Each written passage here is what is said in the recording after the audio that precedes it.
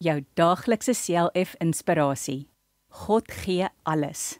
Wie kan eet, wie kan geniet, as hy dit nie moontlik gemaak het nie. Prediker 2 vers 25. Ons kom nou by die boek Prediker. Die Prediker het skerp gekyk na alles, die natuur en oor die verloop van 'n mens se lewe. Hy het allerhande diep vrae gevra, soos of dit regtig die moeite werd is dat die mens homself so moet inspann om te kan lewe.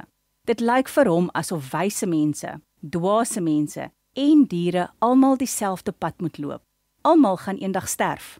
Nadat die Prediker oor alles nagedink het, kom hy tot die gevolgtrekking dat dit 'n gawe van God is om te lewe en die lewe te geniet. Daarom moet ons die Here dien. Dis die diepste bedoeling met ons hele lewe, die sin van ons bestaan. Dit is God wat alles vir ons moontlik maak. Alles wat ons besit, alles wat ons geniet, ons gesondheid, ons kos en klere, alles kom uit die hand van die Here. Daarom is dit die moeite werd om God te dien en om sy naam hier op aarde groot te maak. Kom ons bid saam. Dankie Here dat U so baie vir my gee en doen.